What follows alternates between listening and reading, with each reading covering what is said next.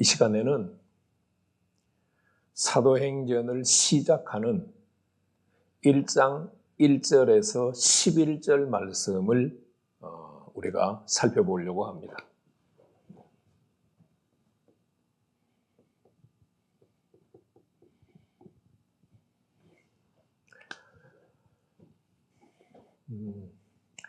가급적이면은 사도행전을 차례로 나가겠지만, 근데 1장, 2장, 3장, 4장 해서 28장을 전체를 살펴보려고 하지 않습니다.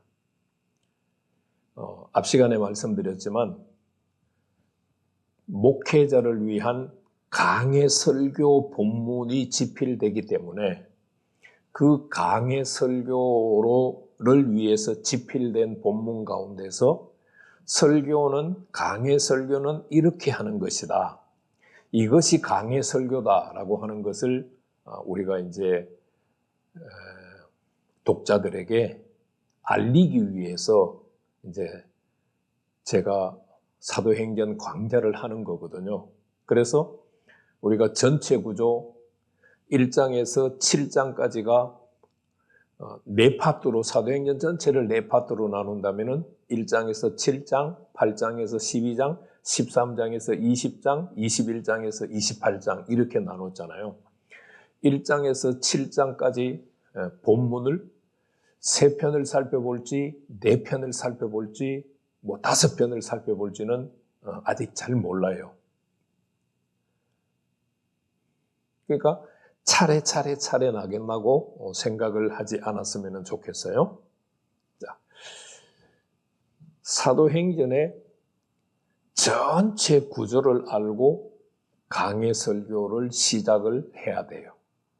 자, 그 다음에 사도행전 1장 1절에서 11절 본문을 선택을 했으면 이제는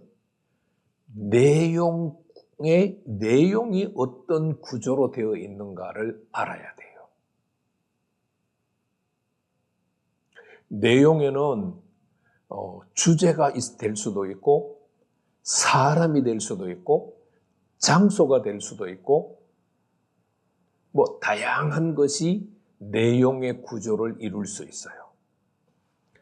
사도행전 1장 1절에서 11절의 내용 구조는 중요한 특징이 2가지가 있어요. 자,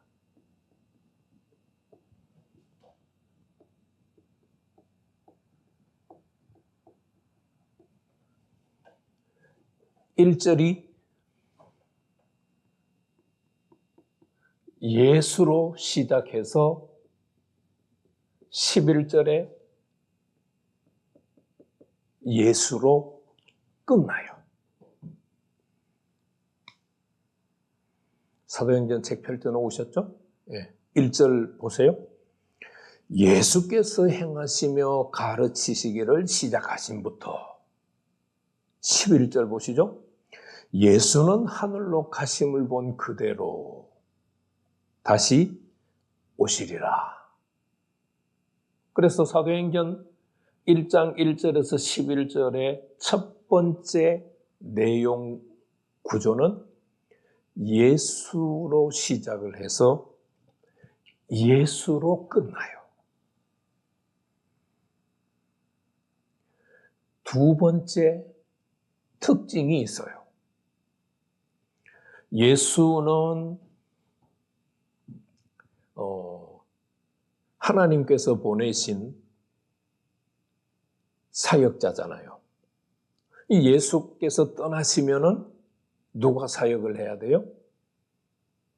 사람이 사역을 해야 되잖아요. 그런데 사도행전 1장 1절에서 11절 말씀을 보면 사람들이 사역을 해야 되는데 2가지 표현이 나와요. 그게 2절 말씀에 보면은 사도라고 하는 단어가 나와요. 그리고 10절 말씀에 가게 되면 제자들이라는 표현이 나와요. 이 제자들은 11절 말씀에 보면은 뭐로 설명이 되어 있느냐면은 갈릴리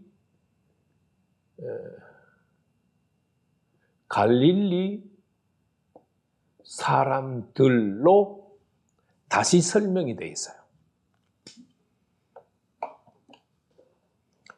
자, 사도는 누구고 제자들은 누구냐? 예수님께서 사명을 맡겨서 하나님께서 예수님에게 맡기신 사명을 예수님은 다시 사람에게 그 사명을 맡기는데 제자들에게 맡기는가? 사도들에게 맡기는가? 한국 교회는 제자 훈련이라고 하는 것이 유행이죠. 제자 훈련을 하면 뭔가 하는 것 같은 교회고, 제자 훈련을 하지 않으면 뭔가 안 하는 것 같은 교회죠. 그런데 저는 사도와 제자의 차이점을 이해를 하고 제자 훈련을 하는가 매우 궁금해요. 제자 훈련 하시는 분들에게 그 질문을 꼭 하고 싶어요. 사도와 제자의 차이점을 아십니까? 여러분들은 아십니까? 자, 사도행전의 저자가 누구예요? 누가죠? 오늘 1절 말씀을 보면 데오빌로여 내가 먼저 쓴 글에, 누가가 먼저 쓴 글이 뭐예요? 누가복음이죠. 자, 누가복음 6장 13절 말씀을 보세요. 누가복음 6장 12절에서 예수님께서 밤이 맞도록 기도를 하세요. 그러니까 오늘날 말로 표현하면은 밤새도록 철야 기도를 하셨어요. 철야 기도를 하시고 난 예수님께서 무엇을 하시느냐? 제자를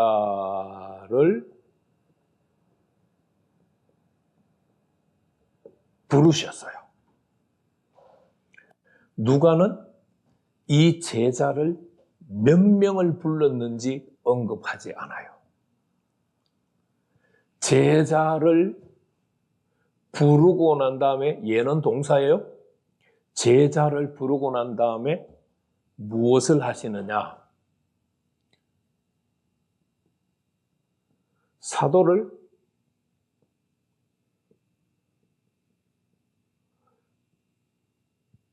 선택하세요. 이거는 이제 12명으로 한정이 돼요.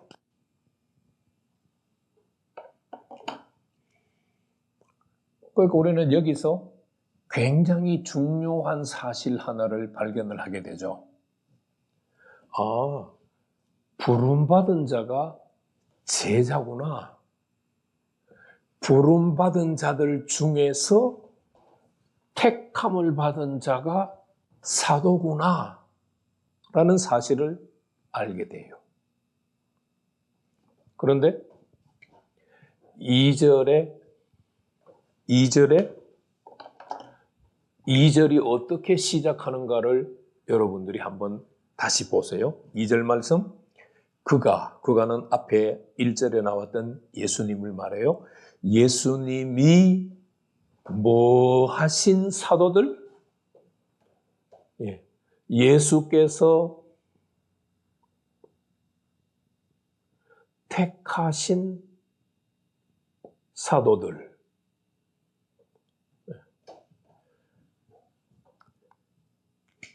부름을 받은 자가 제자들이라면 그 부름받은 제자들 중에 다시 택함을 받은 자가 사도들이에요.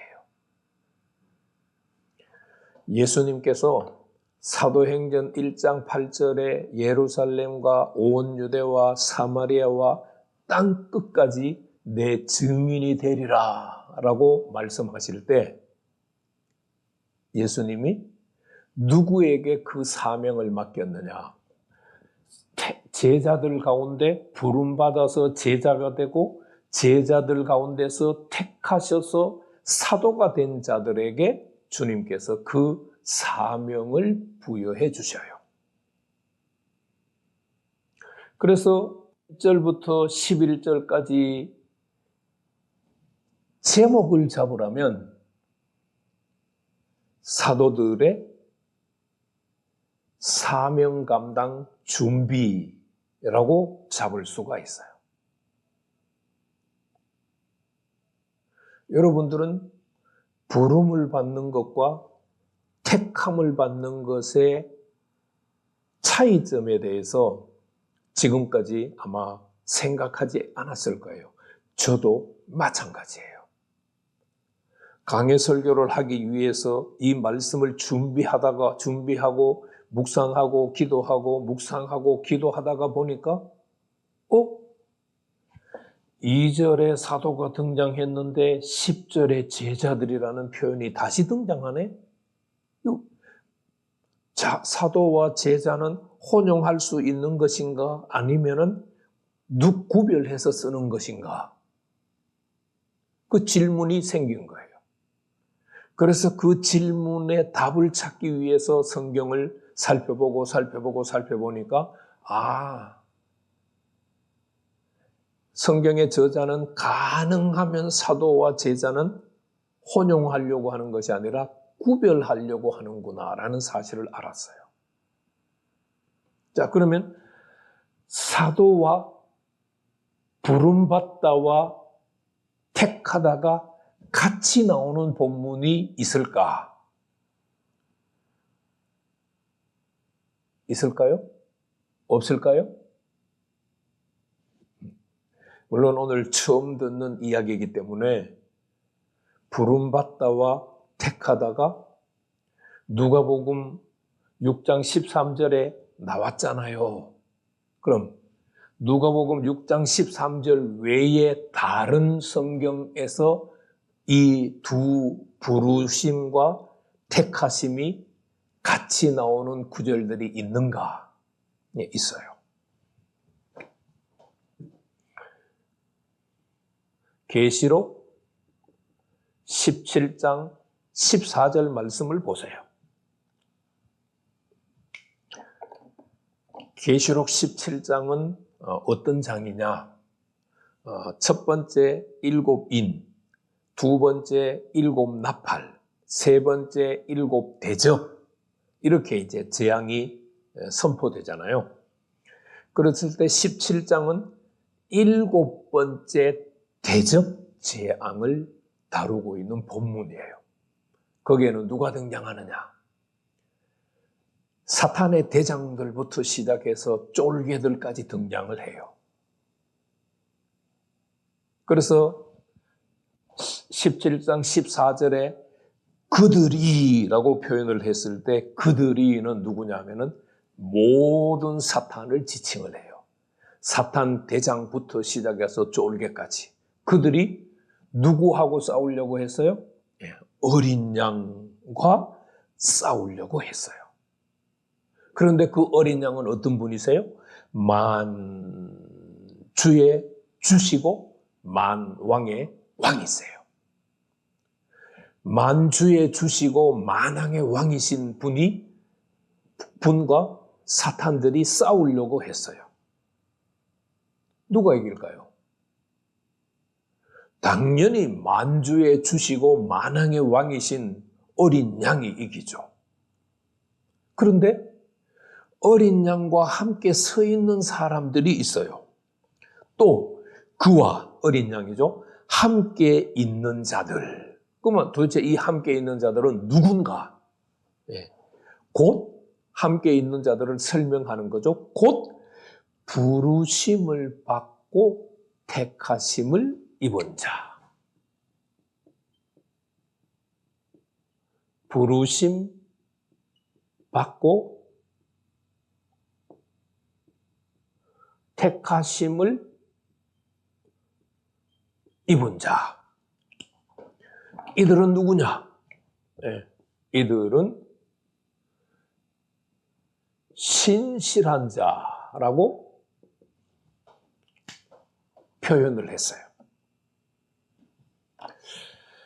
부르심을 받고 택하심을 입은 자, 동시에 이 자격을 구비하고 있는 사람들을 신실한 자라고 표현했고, 이 신실한 자들은 마지막 7번째 대접 재앙이 선포될 때 사탄의 군대와 어린 양 예수님이 싸우실 때에 같이 있으면서 싸우는 자들이에요.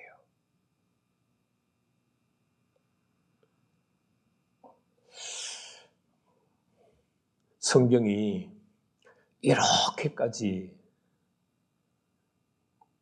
정교하다고 생각 안 해보셨죠? 그러면 부르심을 받은 자들을 제자들이라고 했고 택함을 받은 자들을 사도들이라고 했어요.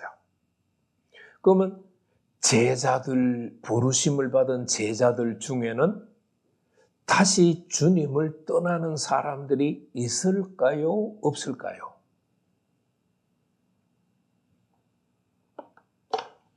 자, 요한계시록 17장 14절 말씀을 봤는데 마태복음 22장 14절 말씀을 보세요.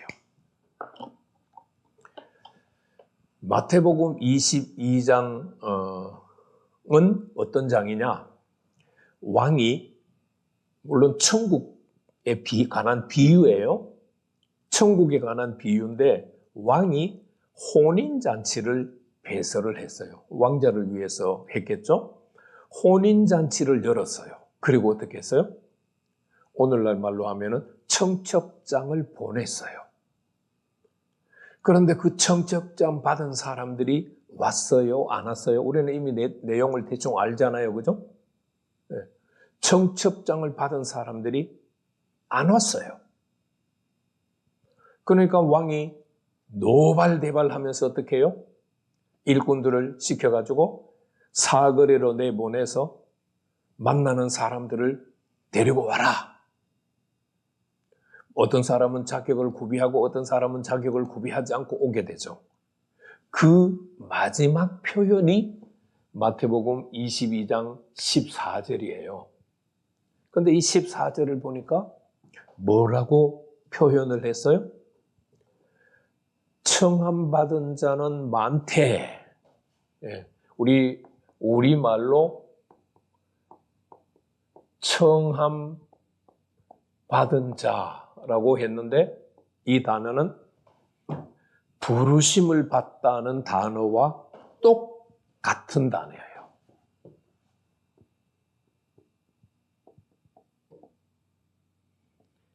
클레토스, 물론 성경 말씀에서는 클레토이라고 해서 복수형으로 사용이 됐어요.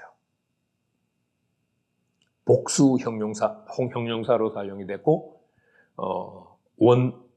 형용사 단수는 크레토스예요. 이 부르심을 받다 요한계시록 17장 14절에서도 크레토스예요. 청함을 받은 자는 어떻다? 많다. 그런데 두 번째로 택함을 입은 자는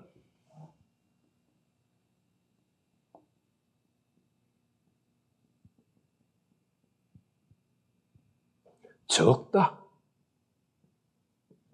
택함을 입은 자는 똑같은 헬라어 단어로는 똑같은 단어예요.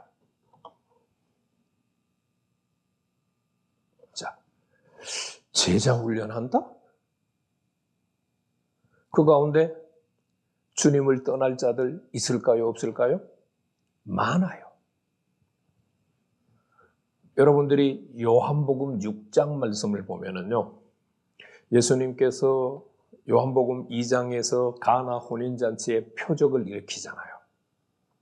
그래서 표적이 계속이 돼요. 표적.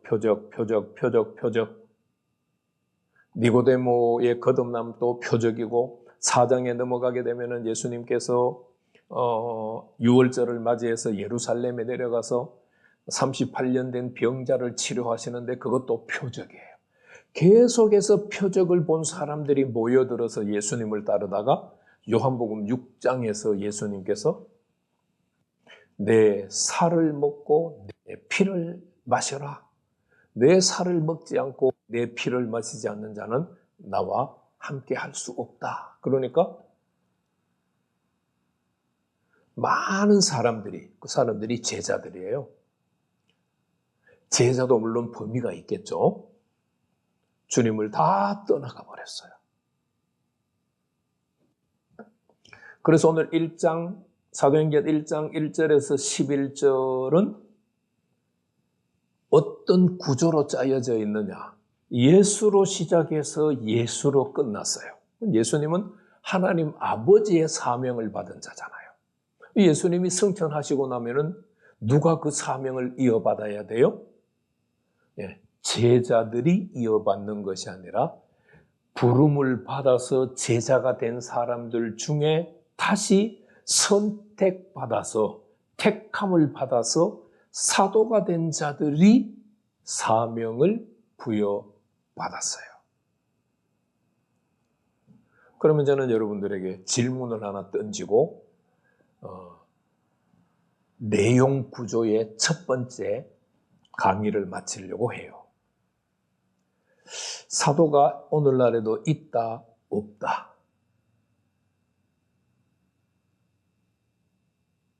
여러분들 각자가, 여러분들은 분명히 사도가 없다고 배운 사람들이 많을 거예요. 이 동영상 강좌를 듣는 분들 중에 사도가 있다고 생각하는 사람들은 극히 드물 수 있어요.